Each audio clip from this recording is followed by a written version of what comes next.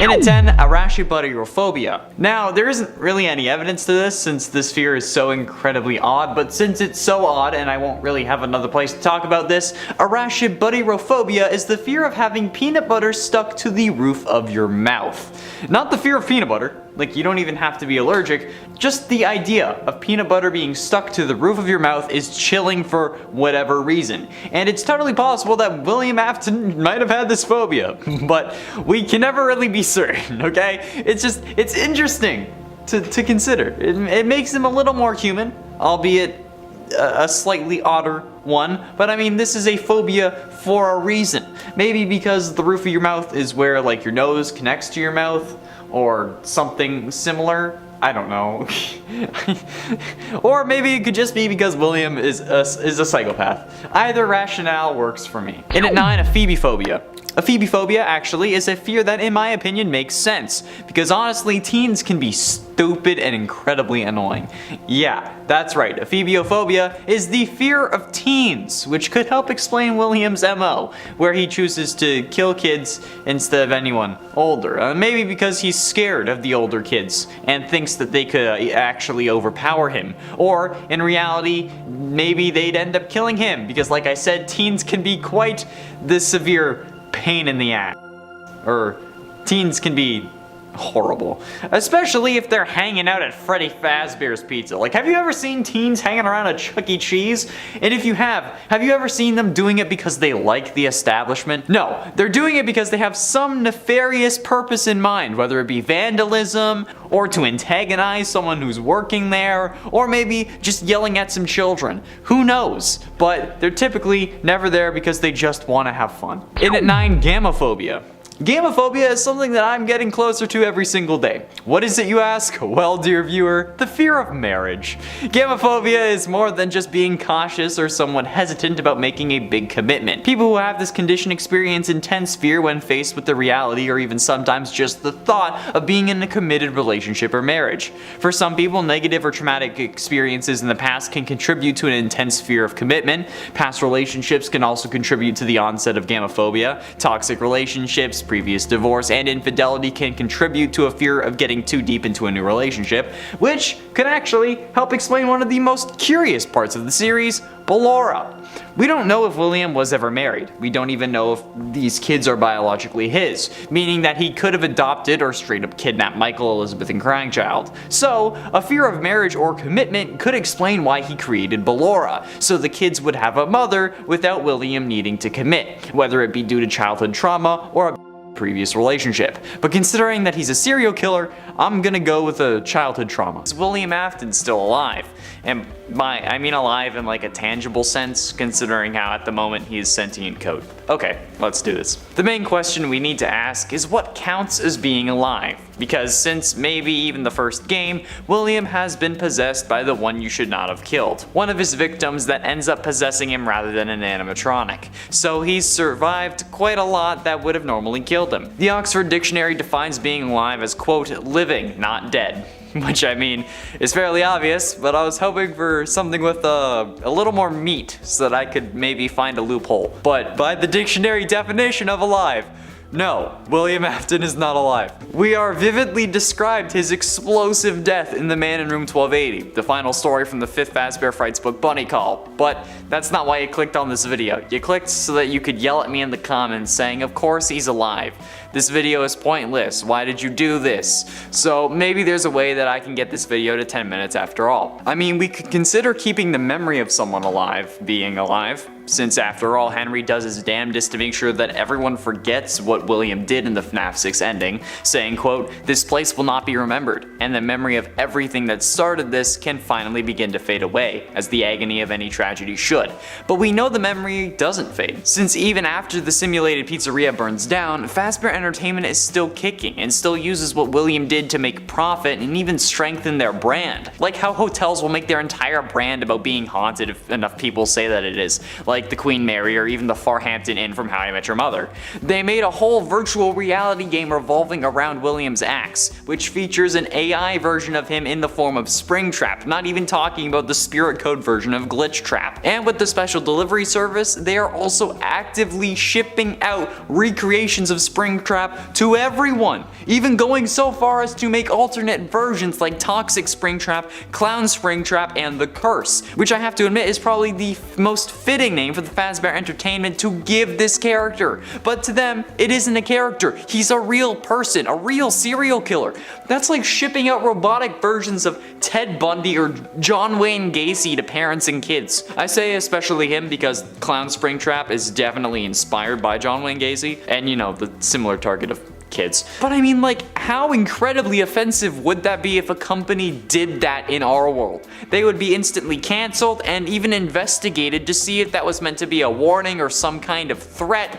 But from what we know, nothing of the sort has happened to Fazbear Entertainment. And let's be honest, I don't think the Oxford Dictionary takes into account extreme agony possession as a contributing factor when talking about how someone is alive. In at 7, Popophobia. Popophobia is one of my all-time favorite fears because it's the name for the fear of the Pope. Yes, the Pope. Like Vatican Big Hat Pope. It wouldn't really explain anything in the series or make much sense. Like, there's basically no evidence for it, but William killing people is like one of the biggest sins, right? So, such an unholy act and unholy man being scared of the most holy man in existence is kind of logical in my eyes, right? Is it just me? Like, this seems like the most realistic weird fear that he could have. And by weird, I mean something so odd that I want to talk about it. Like the fear of peanut butter being stuck to the roof of your mouth. I love phobias. I don't know why, they're just so interesting. Like the Truman Show, how they fake killed off his father so that Truman would be scared of water and then never leave his island. And at 6, autophobia. The fear of being alone is known as autophobia, which is also a way to help remember that autobiography is one written by the subject of the book. However, William having a fear of being alone could explain a lot of the series. I mean, this man ends up creating a surrogate wife animatronic, has 3 kids despite not seemingly wanting them around until he can't have them around anymore, and then loses those kids and goes berserk. Well, I mean, like he wanted to and was planning on killing before they died, but then he really goes hard into it after they died.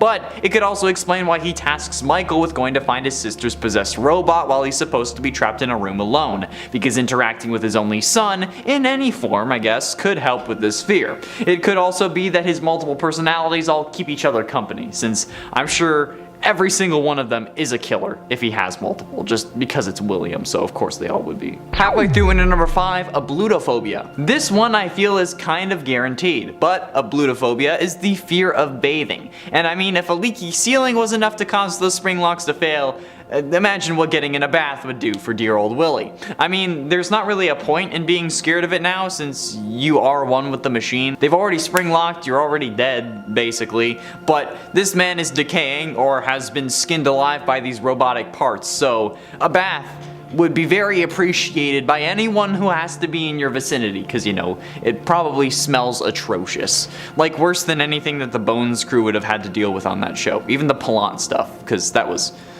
yikes. But, I mean, could you blame William for being scared of bathing after getting trapped in an animatronic suit that collapsed because it got a little bit wet? In at 4, panphobia. While phobias usually refer to specific fears, like ablutophobia being the fear of bathing, sometimes fears are more general, like chromophobia being the fear of colors. But panophobia is the fear of everything, basically. In a way, it's the fear of a vague and persistent unknown evil.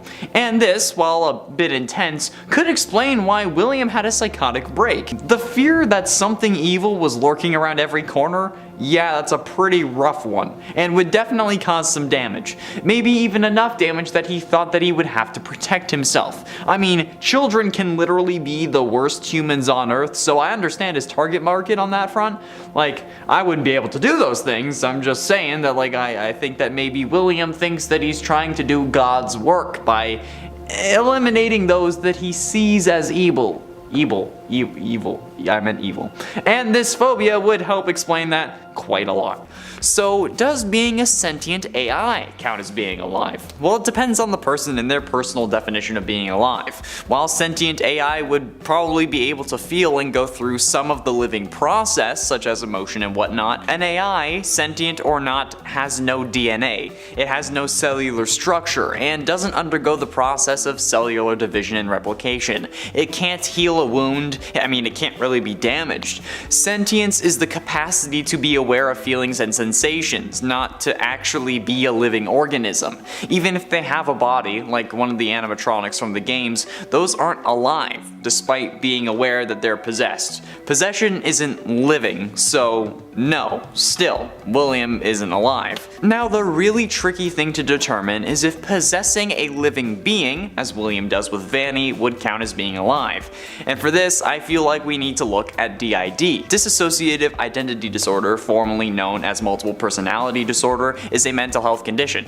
People with DID have 2 or more separate personalities. And these personalities control their behavior at different times. Each identity has its own personal history, traits, likes, and dislikes. Now, I do not experience this or know anyone who does, so if I say something or I get something wrong, I apologize in advance. But this is probably the closest thing we can really get to having a real-world equivalent to what is going on with Vanny and William, since there are now 2 personalities inside of Vanny, who each control their own behavior at different times, as we learn in the FNAF AR emails, where Vanessa will go from googling torture and how to induce compliance in human subjects to help and the migration pattern of bees in seemingly no time, literally searching up flowers one day and how far a human being can be cut in half before losing consciousness the next. This seems to be similar to how DID has been documented and described by those who live with it. I mean, I don't mean like the evil part, I mean the split part and the losing time part, at least from what I've read online, which is probably not perfectly accurate. So while these personalities aren't born from the same mind, they certainly share the same space. Both personalities, though, while not having separate bodies, would be considered alive since they have DNA and experience cell division and replication, even if it's not all the time. So in that way, William is considered alive while present in Vanny's mind, but not alive as his coded form of glitch trap, or even if he ends up transferring his code into a robot at the end of Security Breach, as has been hinted at with the arm in the end of the gameplay trailer. Remnant is a key object in the Five Nights at Freddy series. Remnant is the term for a soul that possesses inanimate objects, making it the reason behind the paranormal occurrences in the series. It is believed that William Afton started his killings as a way to obtain Remnant in order to gain immortality, although this is impossible since William only discovered Remnant after the original 5 animatronics got possessed. So he was already killing before he found out about Remnant. But Remnant also appears as a collectible in FNAF AR Special Delivery. But, with everything we've come to learn about this series, is it possible that what we know is a lie? That's what we're exploring today. Let's do it. According to police reports that saw the substance in the FNAF books, it's appeared to be a bubbling liquid mercury. The appearance of this glowing silvery liquid is similar to Remnant depicted in the novel trilogy, particularly in the 4th closet, which makes sense given that Remnant, as we know, is a combination of human soul and metal, which is created when a soul possesses a metal-based object like an animatronic endoskeleton. In the Fazbear Frights books, where most of this lore comes from, its powers are expanded upon. Remnant can be used to make already living beings even more powerful through the power of positive memories, kind of like how everyone gets defeated by the power of love in The Flash. The primary scientist studying Remnant is Dr. Talbert, a friend of Phineas Taggart who studied its negative counterpart, Agony, which now means that the agony that possesses animatronics and the human soul are 2 different things, but seemingly both of which had to come from someone who died. Talbert studied Remnant because his daughter Renelle was sick when she was younger, and he wanted to hold on to the good memories of her in case he lost her. Remnant could also be isolated and put into a certain object, so Talbert created a pendant made from Remnant metal as a gift for Renelle. Keep in mind that this Remnant is also just a form of metal. It's kind of like a metal compound, like Damascus steel, but instead of a lot of layers of steel, it's metal and souls melted down, and then that is liquid Remnant, but then as a solid, I guess you could say it's a Remnant nugget. It's unclear how Dr. Talbert got his hands on such a large amount of Remnant, but he had a steady supply that somehow was consistently delivered to his house. This also got the attention of an evil entity named Eleanor, who was introduced, or I guess created in the story to be beautiful from 1:35 AM, the second Fazbear Frights book. Her goal was to obtain Remnant for herself to become even more powerful, so that she could spread pain and suffering across the world using the power of positive vibes. animatronics. However, what we currently know about Remnant and Agony tells us that to destroy it properly, we need to burn it. Hence why there have really been so many fires in this series. FNAF 3, 6, and 9 all end with something or someone getting set on fire. FNAF 3's fire was all about dealing with Springtrap, and FNAF 6 was about putting everyone who knew about the atrocities that occurred at Freddy's to rest, and sending William to hell. And then, in FNAF 9, we burn Trap multiple times to get him to stop possessing Freddy, and to again try to kill him. Because Gregory is not above killing. That's a topic for another day. And this is because Henry learned that the only way to destroy Remnant and put these beings to rest was through fire. But is that really how we deal with these animatronics and people? Because like, while 9 out of 10 doctors recommend Crest Pro Health toothpaste, 3 out of 3 FNAF fires haven't worked. We have been told that fire is the only thing that is hot enough to burn off Remnant and to actually destroy it, aside from the fact that matter cannot be created nor destroyed, but it's also been described as a liquid metal. Liquid metal is a hell of a lot hotter than your typical run-of-the-mill gasoline fire, trust me, okay? Location. The location of the various crimes does actually factor into its effectiveness, believe it or not. The idea that William was killing in his own Fazbear restaurants is a ridiculous concept that in reality should have gotten him sent to prison. The saying is something along the lines of like, don't crap where you eat, which some take literally, others take as don't date people you see on a regular basis, and in this scenario I suggest that it should mean don't kill people where you're seen on a regular basis, or you know, constantly, because it's your own business, especially if it's the business that like targets kids. And while yes, this doesn't instantly make you guilty, but come on, the first thing that anyone would do in this situation, not even a cop, would be question everyone who was working when whatever had happened, or whoever it was disappeared. And let's be realistic, an incident the likes of the missing children's incident from 1985 would ruin a business permanently. None of this somehow they stay open bullshit, because in the real world they would end up closing permanently, because no parent would want to go to a place where 5 kids went missing, especially when no bodies were found, which could maybe help them, but it certainly wouldn't help much. If Afton had any competitors, any at all, right? Even this world's version of Chuck E. Cheese, Afton should have gone there. If he had any competitors, or literally anywhere else, would have made more sense. However, he chose to kill where he eats, and that's probably one of the worst decisions that he could have made. Well, aside from, you know, the killing in the first place. Animatronics. While the animatronics are an entirely other mistake, this time around I want to talk about how stupid it was to hide the bodies in the animatronics. Like, how the f*** did he end up getting away with this? The smell of rotting bodies would already ruin the place, especially when its focus is eating pizza. The heat from the animatronic insides would speed up decomposition, and the animatronics are in front of people every single day. They even started complaining that they were leaking blood and mucus, as well as smelling like death. If this was real, and William getting away with it wasn't important for the plot, he would have been caught instantly. Oh, we never found the bodies of these kids, but now these animatronics are leaking blood and smell like death. Hell, they even make bone-crushing sounds when they move. We should probably check this out. Oh look, turns out we found those missing kids. William Afton, you're under arrest for the murder of Cassidy, Fritz, Jeremy, Gabriel, Susie. Boom! Instantly. I don't know how this wasn't an open and shut case.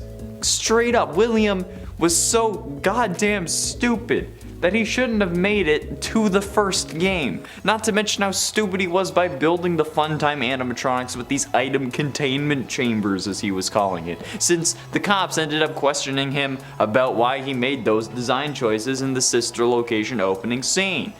Plus, he superpowered the jaw of Fredbear from Fredbear's Family Diner to end up giving it a jaw that accidentally killed his son. Absolute moron. William, not the son. It wasn't his fault that he got his head shoved in there. If he had put it in there himself, it would have been his fault, but he didn't. Enemies. Now, while William did choose a set of easy marks, since, kids can't really defend themselves against a dude in a part animatronic furry suit, but he's a moron for exclusively killing that demographic only. I don't know why he did that. Sure, it's easier on him, especially when he's fully combined with an animatronic, but Henry serves as the opposition to William, and the reason William ends up burning multiple times. It's not Henry's fault that he turned into Springtrap, but it's certainly his fault that he turned into Scrap Trap, since this is most likely due to the FNAF 3 fire, and the FNAF 6 fire turned him into Burn Trap. So Henry has definitely been a pain in William's side for ages. Killing Henry would have resulted in nobody being able to chase William, basically. Getting close to the end in number 3, Xanthophobia. I mentioned how chromophobia was the fear of colors. Well, xanthophobia is a subcategory of that, particularly for the fear of yellow. And considering how William got spring-locked thanks to a yellow suit, he could associate that color with that crime, meaning that he would fear Chica, explaining the change in Security Breach, as well as Golden Freddy, which explains why there is no Golden Freddy in Security Breach as well. I mean, there are obviously other explanations, but I think this could be one of them. I mean, come on, it always seems to be like it's a stretch to be afraid of a color. But this begs the question, is anyone who watches these videos afraid of a specific color? Because if you are, please let me know below. I'm curious about how you live your everyday life, especially if it's a primary color. But I feel like you're pretty safe if it's green, because I don't think green shows up in these videos pretty much. Because I can't wear green, otherwise I disappear. You don't see this because it's gone. So, penultimately, in at number 2, Plutophobia. I genuinely believe that Afton had to have Plutophobia. Not because he didn't want Pluto to be a planet, but because instead, Plutophobia is the fear of money. And this man made all kinds of horrible business decisions. Killing people in his own restaurant, hiding bodies in the animatronics. I've gone over this in multiple times in multiple videos, but the only way I can explain it is if this guy was just straight up scared of money. It's like the only thing that in my mind really makes sense. Like, sure, you wanted to use it as a killing den for your homicidal tendencies. Sure, okay, but how about do that? And also have a profitable business, so your children don't feel the need to walk up to robots that you specifically told them not to touch. Or even enough, maybe just enough, to have a babysitter, making sure that they don't do stupid things, like walking up to the animatronics you told them not to, or running off to that place again, or stuff their siblings in animatronic mouths. Did that ever occur to you? Cause of course it didn't. Cause you must be scared of money. It's the only thing that makes sense. I've solved FNAF. And finally, in at number 1, Robophobia.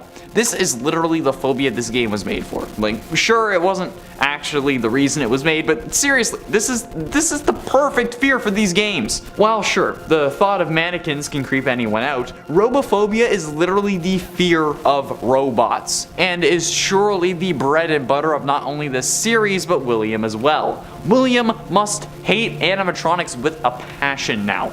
Since the victims possessed them, he got spring-locked by one, he can only survive by being in one now thanks to his consciousness being sentient code. I mean, it's ridiculous. If he isn't scared of robots, it would be a miracle. And I think he kind of deserves to be scared of robots, since he's combined with one. It would make him constantly in horrific terror, which is something that I think we would all love to see, and understandably so. I mean, this is the reason I can't sleep half the time. This guy caused me to think about everything way too goddamn much. I have the expertise in this department, so in essence, every single animatronic who is supposed to be set free by a cleansing fire hasn't been so far. The only time we've seen souls actually be put to rest is in FNAF 3's Happiest Day minigame, which involved no fire and just putting the souls to rest by giving them what they wanted, a birthday party. But how could that be possible? Like, Dr. Talbert wouldn't lie to us. He's researching so his little girl wouldn't die, right? Well, this is where this theory starts to blow your mind. I don't think think that Dr. Talbert, as described in the FNAF Fazbear Frights books, is a real person. Or rather, I don't think that Dr. Talbert is truly his name. Let's think about it. Who else do we know with a daughter in a compromising position who would have an endless flow of remnant from an undisclosed source and a close personal friend working as his opposite? That's right, ladies and gentlemen, William frickin' Afton. William Afton, my friends, is the true identity of Dr. Talbert. William is no stranger to using aliases either. Remember Dave Miller from the Silver Eyes? Exactly. And this connection only gets stronger the more you look at it. See, Talbert's daughter ends up being impersonated by Eleanor, who in the Fazbear Frights books is, like, described to be Baby. She's described as basically Baby, just with a longer neck. So both daughters in this scenario also end up becoming Baby at some point. Renelle through being impersonated, and Elizabeth when she possessed Baby through, you guessed it, Remnant. And Talbert and Eleanor are attacked by the Stitch Wraith. What does that relate to? Perhaps the son, who is part animatronic that's been working to undo his father's plans? Michael? Have we seen the animatronics in the games? No, so how can we take any of what's being said in the Fazbear Frights epilogues as fact? The baby blob turned out to be real, but everything else could simply be a metaphor. And Renelle might not even be meant to represent Elizabeth. It could be meant to represent Crying Child, making Eleanor Elizabeth and the Stitch Wraith Michael, and honestly, that sounds like a much more plausible solution than what's being described in these books, especially with the revelation that Gregory could, again, be a rebuilt Crying Child robot, because all these experiments with Remnant worked. If this was truly describing William and Crying Child and Michael and Elizabeth, this would make perfect sense with the story. This is like a recap of what's been going on with FNAF. FNAF 4, Crying Child dies. So William promises that he will put him back together by finding Remnant after he kills the 5 missing children and then disassembling them in FNAF 3's minigames when he releases the spirits and then gets trapped in the Springlock suit. But then we also learn in the original novel trilogy that the remnant from the original 5 animatronics was injected into the Funtime animatronics. So while the Funtime animatronics have the souls of the 5 missing children all combined into one, they also are serving as an experiment for how he can use it to bring back his son. And he even injects Eleanor, who was impersonating Renelle, with the remnant, just as he recreates Crying Child into Gregory. So here's how I see it. William as Talbert through, I'm guessing, just journals that Henry just somehow stumbled onto were made to spread the rumor of Remnant needing to burn, to be destroyed, so that if Henry ever tried to stop William, he wouldn't be able to. That's why William knows he'll always come back. He's rigged the game, and in doing so, ensured the survival of himself, his daughter, and his 2 sons. Renelle is a representation of Crying Child, having been bitten at his birthday party in 1983 that William is trying to save. Eleanor is the power-hungry daughter Elizabeth that only wants the remnant for herself, even willing to abandon her father to die to live another day, as we see with the Afton amalgamation, or even kill her father, as we potentially see at the end of the true FNAF Security Breach ending. And the Stitch Wraith is Michael, at first misunderstood, killing his creator like Michael tried in the FNAF 3 and 6 Fire, but in reality trying to right the wrongs of his father before him and bring peace to his family. And as we see in Security Breach, they accomplished their goals. Gregory, representing Crying Child, is back. He and Freddy, representing Michael, stopped William, and Vanny, Elizabeth, gets to fight another day. William Afton, the main antagonist of the FNAF series, the purple guy, the man behind the slaughter, the breaker of chains, the mother of dragons. But that's in his world, in the games and in the books. But how dangerous would William Afton be in our world? It's a question I've been asking myself for a while, like for 2 days, and this is something that I plan on answering in this video. Greetings gamers and welcome back to Top 10 Gaming. I'm Connor Monroe, and this is how dangerous would William Afton be?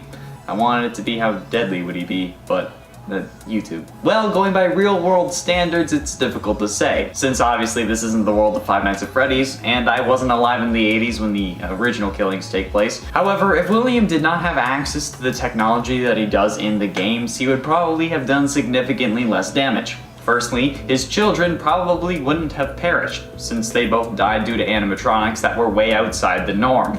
Since, Baby literally scooped Elizabeth using a big claw that was hidden inside her and then kept her inside of a chamber, and Crying Child was killed when Fredbear crushed his skull, which would require an absurd amount of force which would be impossible to realistically find for an animatronic, especially in the 80s, since FNAF 4 does take place in 1983, meaning all three of his kids would be alive, potentially resulting in less of a death toll, since putting Crying Child back together ended up becoming a driving force behind why William continued to kill. Since while the missing children's incident wasn't until 1985 supposedly, Baby was designed to grab kids long before, since Elizabeth's room was empty in FNAF 4, indicating that she was already scooped by Baby, so he would have had to at least have the idea to kill before 1983.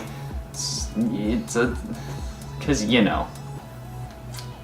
we still don't know why he started killing. As for how successful he would be if his kids weren't a driving force, that depends. One of the most well-known serial killers is Ted Bundy, who ended up admitting to 30 killings over the course of 4 years. I'm sure we all know the story of how he used his looks and charisma to win over various victims and society, but I feel like we can kind of compare this to William.